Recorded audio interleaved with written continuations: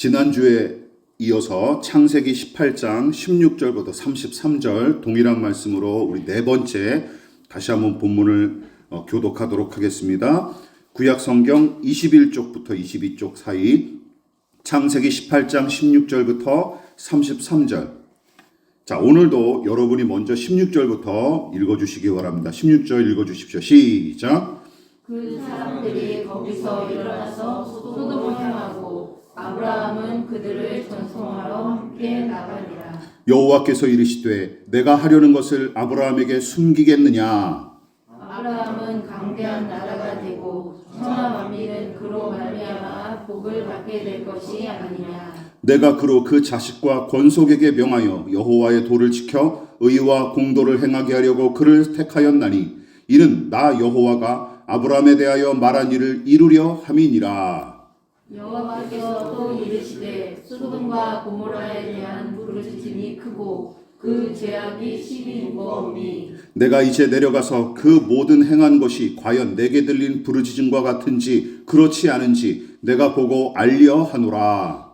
큰 사람들이 거기서 떠나 소돔으로 향하여 가고 아브라함은 여호와 앞에 그대로 섰더니 아브라함이 가까이 나아가 이르되 주께서 의인을 악인과 함께 멸하려 하시나이까. 그 성 중에 의인 50명이 있을지라도 주께서 그곳을 멸하시고 그 50의인을 위하여 용서하지 아니하시리까. 주께서 이같이 하사 의인을 악인과 함께 죽이심은 부당하오며 의인과 악인을 같이 하심도 부당하나이다. 세상을 심판하시는 이가 정의를 행하실 것이 아니니까. 여호와께서 이르시되 내가 만일 소돔 성 가운데서 의인 50명을 찾으면 그들을 위하여 온 지역을 용서하리라. 아브라함이 대답하여 이르되 나는 티끌이나 재화가 싸우나 감히 죽게 아뢰나이다. 50의인 중에 5명이 부족하다면 그 5명이 부족함으로 말미암아 온 성읍을 멸하시리까. 이르시되 내가 거기서 45명을 찾으면 멸하지 아니하리라. 아브라함이 또 아뢰어 이르되 거기서 40명을 찾으시면 어찌하려 하시나이까. 이르시되 40명으로 말미암아 멸하지 아니하리라. 아브라함이 이르되 내 주여 노하지 마옵소서. 말씀하게 하옵소서. 거기서 40명을 찾으시면 어찌하려 하시나이까. 이르시되 내가 거기서 40명을 찾으면 그리하지 아니하리라. 아브라함이 또 이르되 내가 감히 내 주께 아뢰나이다. 거기서 20명을 찾으시면 어찌하려 하시나이까. 이르시되 내가 20명으로 말미암아 그리하지 아니하리라. 아브라함이 또 이르되 주는 노하지 마옵소서. 내가 이번만 더 아뢰리이다. 거기서 10명을 찾으시면 어찌하려 하시나이까. 이르시되 내가 10명으로 말미암아 멸하지 아니하리라. 예, 다 같이 여호와께서 아브라함과 말씀을 마치시고 가시니 아브라함도 자기 곳으로 돌아갔더라. 아멘. 예, 우리 말씀의 제목을 주제목과 소제목, 부제목 같이 한번 읽어보도록 하겠습니다. 시작. 아브라함의 기도 한 뜻으로 함께 감당할 사명. 예, 한 뜻으로 함께 감당할 사명이라는 제목으로 말씀의 은혜 함께 나누도록 하겠습니다. 우리는 창세기 18장에 기록된 이 아브라함의 기도를 통해 중보의 기도 및 도고의 정의와 의의는 물론이고 그 기도가 어떤 방식과 태도로 이루어져야 합당한지 3번에 걸쳐서 살펴봤습니다. 그리고 무엇보다 아브라함은 하나님께 받은 복을 다른 사람에게 나누고 전하는 것이 자신의 특권이자 사명임을 확신했던 까닭에 조카 롯의 가족과 소돔 주민의 구원을 위해 기도한 게 틀림없다라고 말씀드렸어요. 즉 본문에 기록된 아브라함의 기도는 창세기 12장에 기록된 복된 약속의 연장선에서 이루어진 일로 봐야 마땅합니다.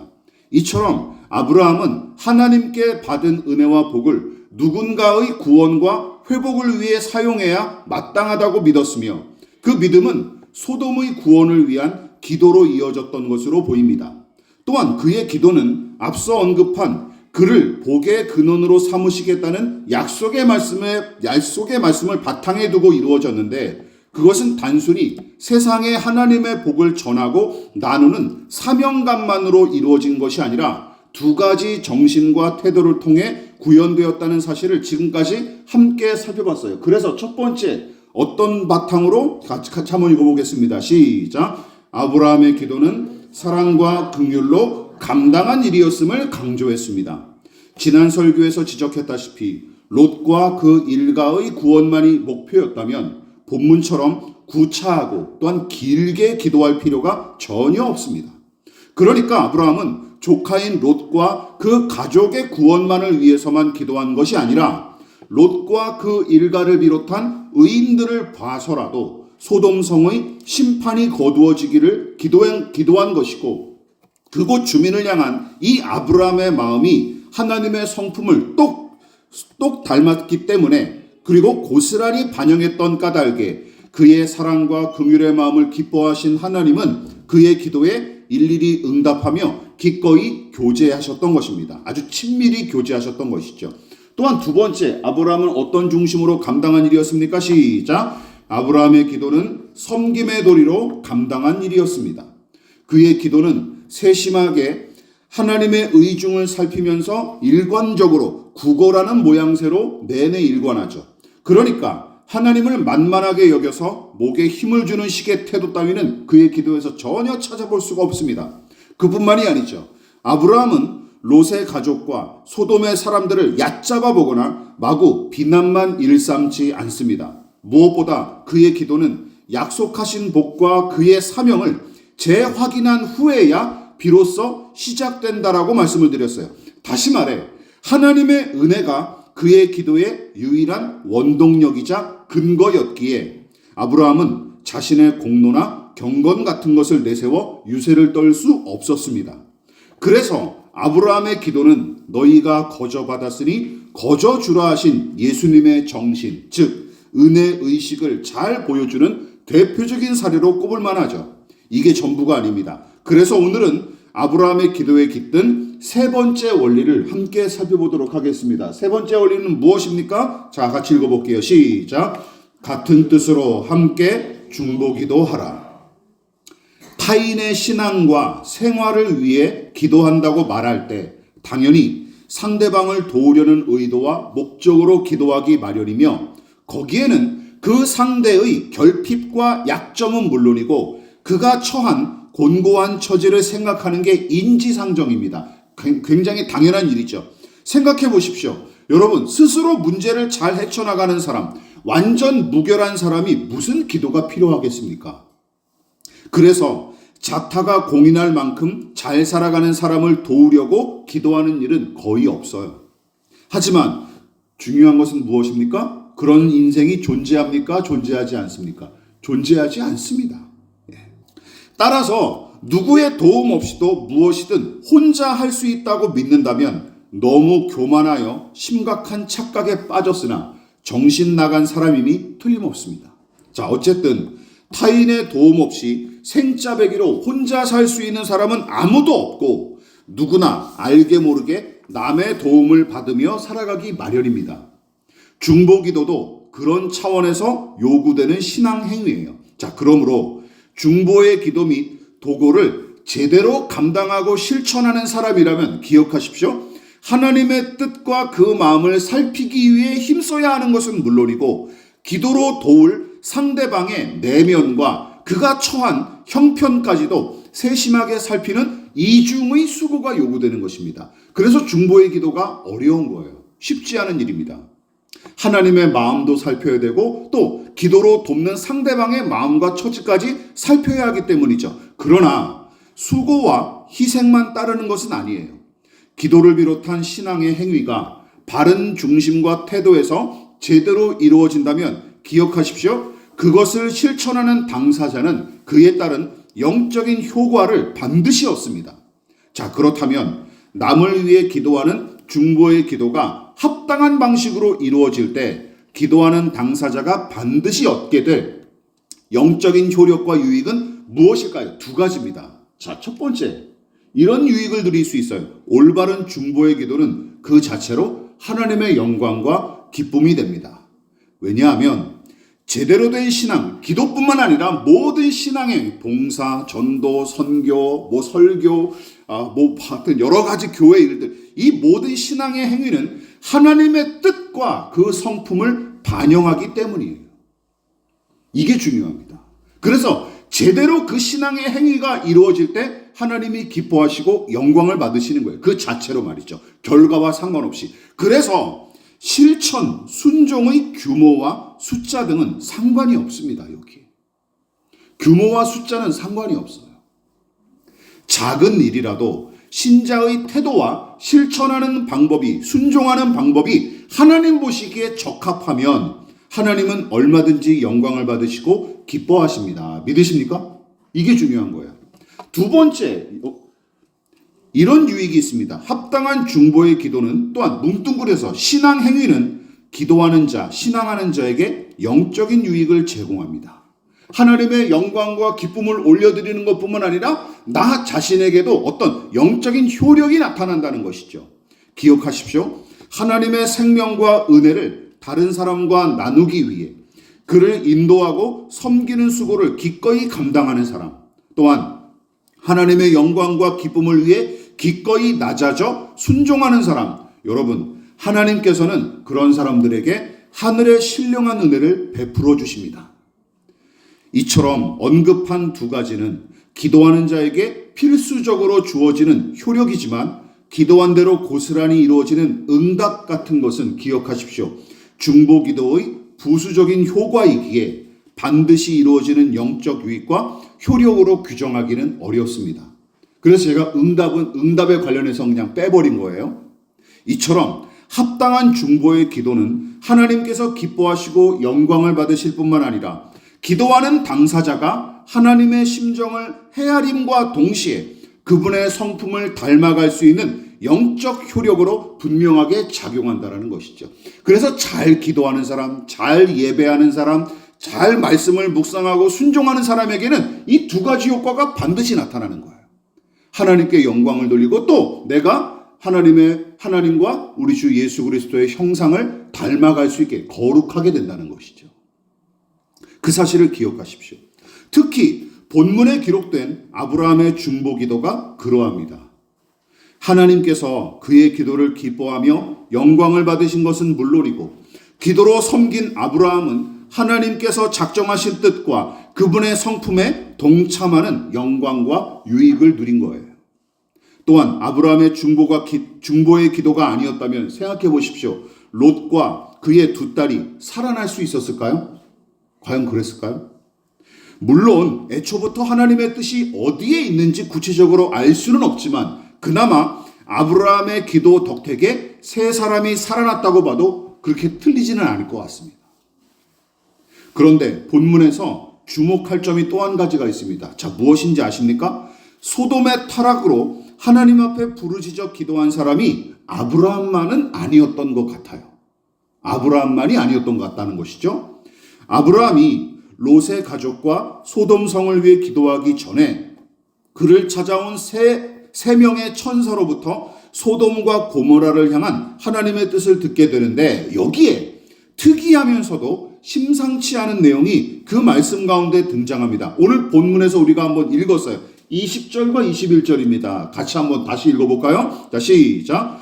여호와께서 또 이르시되 소돔과 고모라에 대한 부르짖음이 크고 그 죄악이 심히 무거우니 내가 이제 내려가서 그 모든 행한 것이 과연 내게 들린 부르짖음과 같은지 그렇지 않은지 내가 보고 알려 하노라. 여러분 잘 보십시오.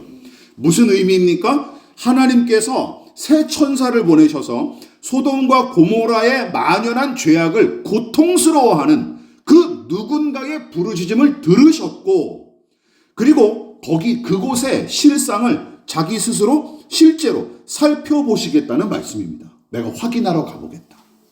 그래서 새 천사를 보내신 것으로 나타나는 것이죠. 물론 이 부르짖음을 비유적인 표현으로 해석할 수도 있겠지만 그러나 이 부르짖음이 어디서 비롯된 것인지 좀 더 상세하게 알 수 있는 근거가 다음 장 창세기 19장에 등장합니다. 자, 같은 단어가 등장해요. 자, 창세기 19장 12절과 13절 시작.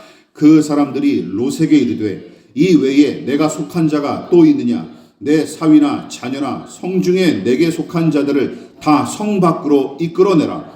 그들에 대한 부르짖음이 여호와 앞에 크므로 여호와께서 이곳을 멸하시려고 우리를 보내셨나니 우리가 멸하리라. 자, 여러분, 하나님의 천사들이 아브라함을 만나 하나님의 뜻을 전달했듯이 이 세 천사들이 소돔성에 직접 들어가서 같은 하나님의 뜻을 이 조카인 롯에게도 고스란히 전달합니다. 그런데 어떤 일이 벌어졌죠? 이 이야기 직전의 이야기가 이거예요. 소돔의 이 건달들이, 불안당들이 이 사람의 모양으로 나타난 하나님의 천사들을 끌어내어 강제로 추행하기 위해 들이닥쳤고, 그 바람에 하나님의 천사들은 큰 화를 입을 뻔했으나 다행히 천사들이 기적을 일으켜 불안당들의 눈을 어둡게 하여 간신히 위기를 모면하죠. 그리고 이 사건 직후에 소돔성의 심판을 아예 확정해버리고 도장을 찍어버리고 롯에게 경고한 말씀이 바로 이 말씀이에요. 아, 이제는 더는 이 성은 어떻게 구원받을 어떤 그런 건덕지가 없다라고 이제 확정을 줘버리고 이렇게 선포하는 내용이에요. 자, 여기서도 여호와 하나님께서 들으신 그 부르짖음에 관한 내용이 등장하죠. 물론 19장에서도 이 부르짖음의 당사자가 누구인지는 자세하게 언급되지 않습니다. 다만 롯이 소돔의 죄악으로 하나님께 부르짖었다고 보는 게 문맥상 자연스러워요. 롯이 말이죠. 조카 롯이. 그리고 그 롯의 부르짖음은 소돔성에서 벌어지는 죄의 잔치에 동참하느라 외친 기쁨의 환호성이 아니었습니다. 오히려 그 성의 더러운 실상에 기가 막히고 코가 막히고 또 괴로워서 부르짖은 게 틀림없어요.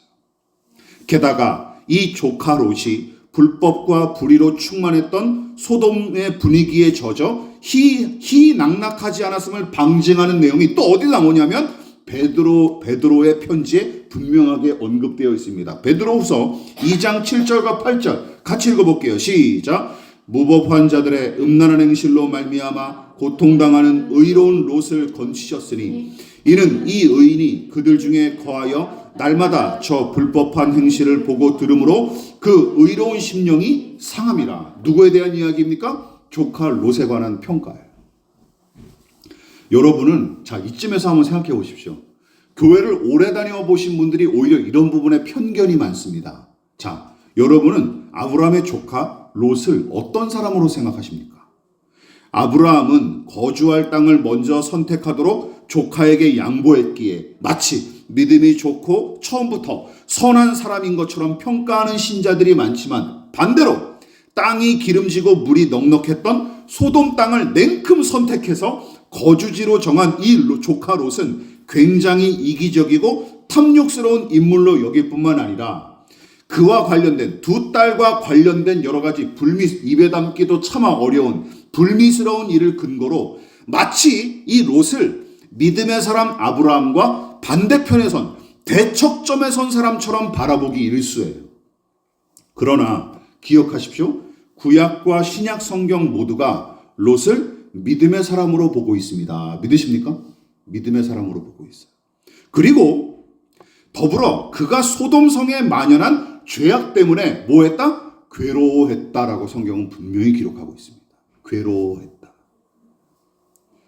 따라서 죄악이 만연한 소돔과 고모라를 보며 부르짖은 사람은 누구라고 특정할 수 있겠습니까? 예, 조카 롯이라고 우리는 추측이 가능한 것이죠. 예, 그 가능성이 매우 큽니다. 물론 요즘 교회 안에서 몇 년 전부터 유행하는 소위 선한 영향력을 강력하게 발휘하지 못한 탓에 소돔의 사람들을 하나님께로 돌이키지는 못했다라고 평가할 수 있겠지만, 그거는 또 말도 안 되는 것 같아요. 여러분, 전도와 선교가 마음대로 됩니까?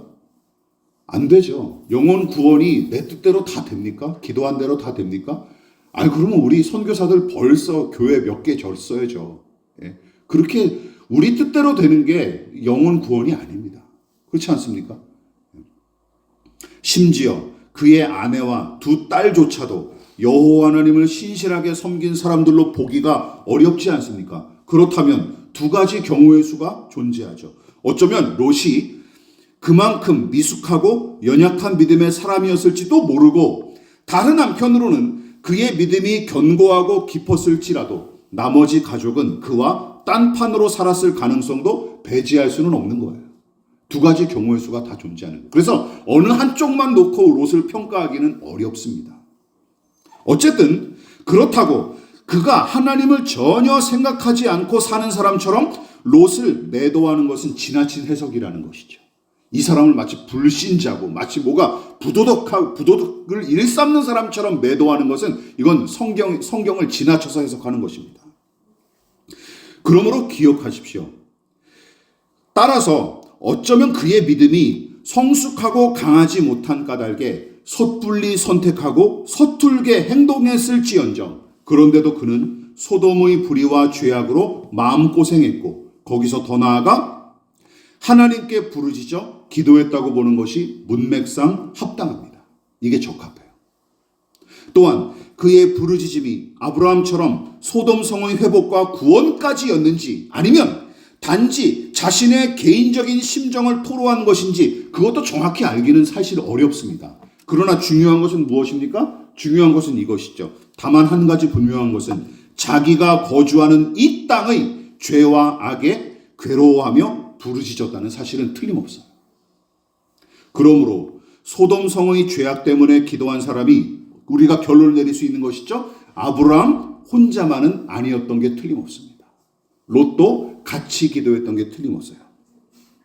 누구보다 조카인 롯이 삼촌 아브라함만큼의 수준은 아닐지라도 삼촌과 같은 마음으로 하나님께 부르짖어 기도한 게 틀림없습니다. 따라서 18장 본문의 이 아브라함은 저 먼 소돔을 바라보며 홀로 기도했으나 그의 조카 롯은 어떻습니까? 이 사람의 기도가 더 절박했을 것 같아요. 왜 그런지 아십니까? 이 사람은 소돔의 죄악에 고스란히 직면하고 거기에 발을 담근 채로 하나님께 부르짖었기 때문이죠. 그리고 서로가 타락한 소돔 때문에 같은 마음으로 기도했을 거로 예상하지 못했겠지만 롯이 아브라함보다 먼저 소돔의 구원과 회복을 위해 부르짖어 기도했던 게 틀림없습니다. 그러니까 순서상으로도 롯이 먼저 소돔을 위해 기도했던 게 틀림없어요. 왜냐하면 본문의 전개상, 본문의 순서상 롯이 괴로워하는 중에 부르짖었다는 말씀을 듣고 난 직후 어떤 기도가 시작돼요? 아브라함이 비로소 조카와 그 가족 소돔성을 위해 기도한 일이 뒤따르고 있기 때문이에요. 그러니까 롯이 먼저 소돔성을 위해 간구했던 게 틀림없어요. 그러므로 우리는 이렇게 결론을 내릴 수 있습니다.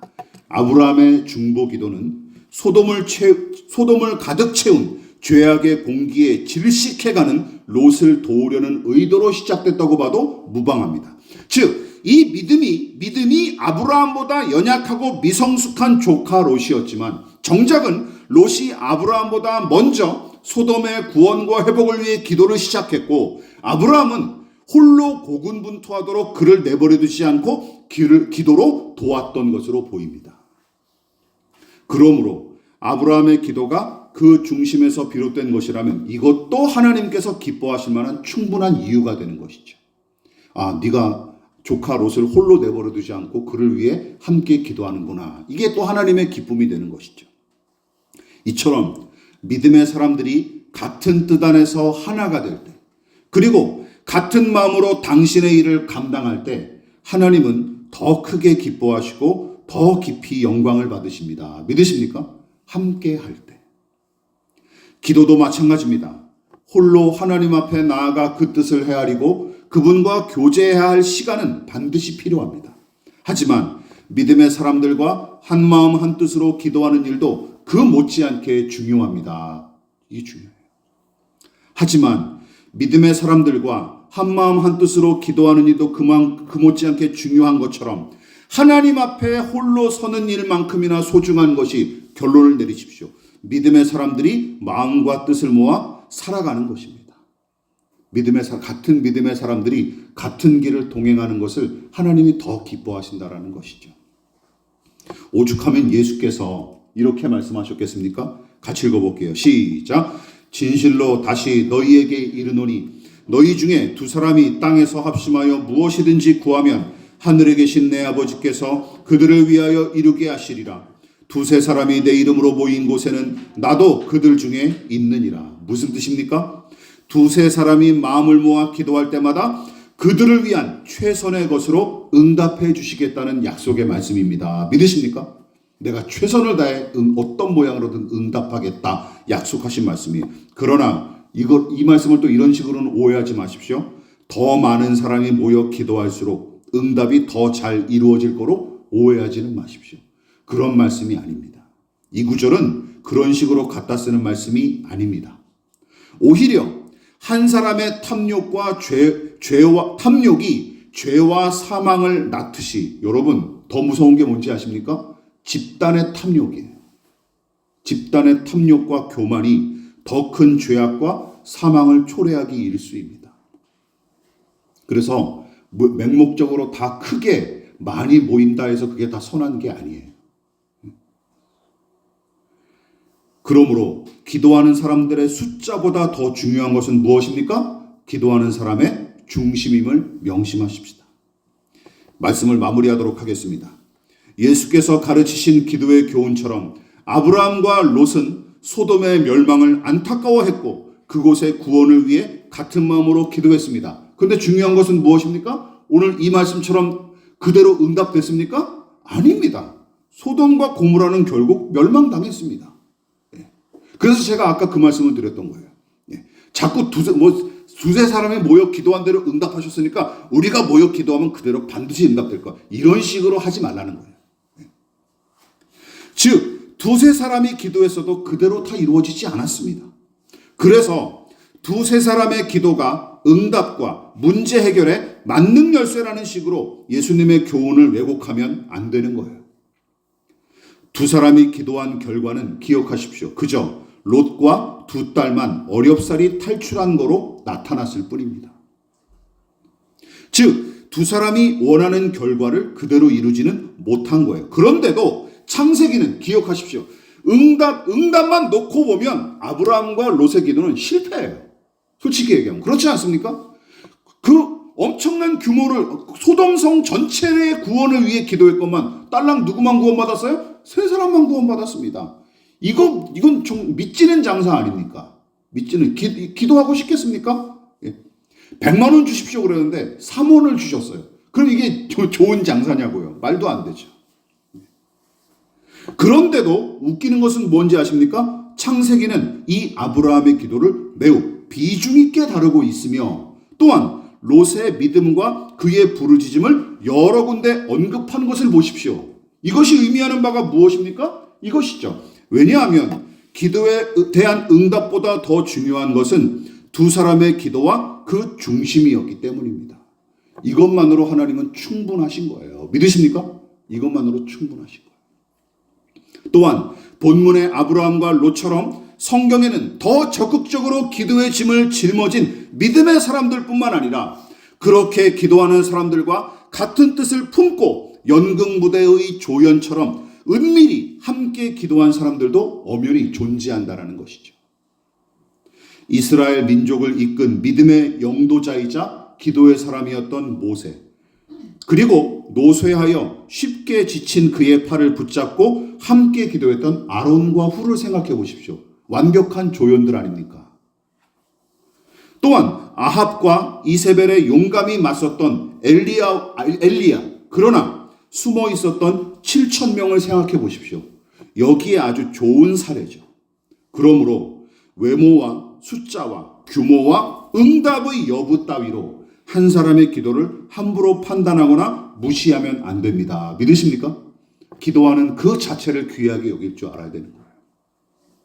물론 모세와 엘리야가 하나님의 뜻에 누구보다 앞서서 충성하고 순종했으며 그들의 중심이 다른 사람들보다 하나님 마음에 더욱 알맞았던 것은 사실입니다. 그게 믿음의 수준 차이죠. 믿음의 수준이죠.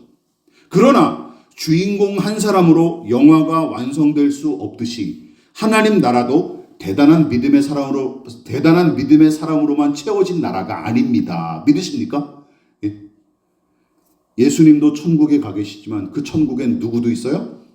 오른쪽에 매달렸던 막판에 회개했던 강도도 있을 테니까 말이죠. 그렇지 않습니까? 무슨 천국이 대단한 믿음의 사람들만 가는 나라로 오해하거나 착각하면 안 됩니다. 그래서 아브라함과 롯의 믿음과 그 수준이 달랐을지언정 하나님께 한 마음으로 기도한 일은 칭찬받아 마땅한 것입니다. 이처럼 남을 도우려는 중보의 기도 역시 홀로 감당할 일은 아닙니다. 그래서 같은 믿음의 사람들과 함께 기도할 때 하나님은 더욱 기뻐하시고 그들과 더욱 친밀히 함께 하시는 것이죠. 무엇보다 서로 돕고 마음을 모아 기도할 때 비로소 더 지속적으로 기도하고 또한 믿음의 길을 걸어갈 힘이 더더욱 많이 생길 수 있는 것입니다. 함께 해야 유익이 더 많다라는 것입니다. 아브라함은 하나님의 사자들로부터 롯이 기도한다 하는 말씀을 전해 듣고 난 뒤에 그도 롯의 탄식에 부응하고자 더 끈질기게 기도할 수 있었던 것입니다.